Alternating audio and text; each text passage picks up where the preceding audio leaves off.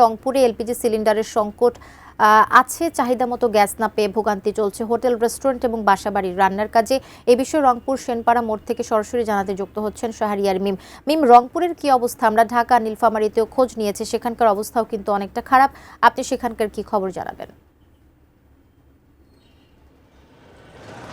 কবিতা, আপনাকে ধন্যবাদ। আপনাকে জানিয়ে রাখি যে সারা দেশের মতো রংপুরেও কিছুটা সংকট রয়েছে, তবে এখানকার যে পরিমাণ রংপুরে এলপিজি গ্যাসের দরকার সেই পরিমাণ সরবরাহ তারা পাচ্ছেন না, যার কারণেই মূলত এই সংকট।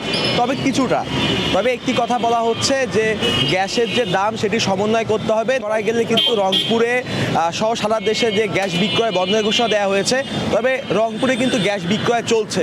তবে তারা বলছে যে ভোক্তা অধিকারের পক্ষ থেকে যে তাদেরকে হয়রানি করা হচ্ছে, অর্থাৎ জরিমানা করা হচ্ছে। তারা মূল যেখানে সমস্যা সেখান থেকে সমাধানের তারা কথা বলছে। আমি এই পর্যায়ে কথা বলবো আপনার সঙ্গে।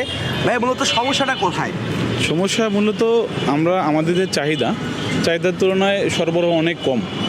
আর হচ্ছে আমাদের কোম্পানি থেকে যে আমরা যে দামে কিনতেছি সেই দামে তো আমরা আসলে বিক্রি করতেছি, কিন্তু প্রশাসন মনে করতেছে আমরা বাড়তি দামে বেচতেছি। আসলে আমাদের যখন 30 টাকা লাভে অবশ্যই বিক্রি করবো। ব্যবসার তো মূল উদ্দেশ্য লাভ, কেউ তো লস করতে চায় না। কিন্তু প্রশাসন আসলে এই বিষয়টা জানার পরও এটার সমাধান আসলে গভর্নমেন্ট প্লাস বিভিন্ন ব্যবসায়ীদের সঙ্গে বসা উচিত আমার যেটা মনে হয়।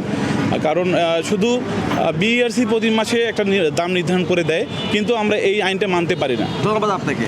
যেমনটি শুনছিলেন যে আসলে বলছিলেন যে যেখান থেকে সমস্যা সেখান থেকে সমাধান দরকার, তাহলেই আসলে গ্যাসের যে কিছুটা সংকট এলপিজি গ্যাসের, তাহলে সেটা কিন্তু সমাধান করা যাবে। তো রংপুর থেকে এই ছিল আমার কাছে সর্বশেষ। কবিতা।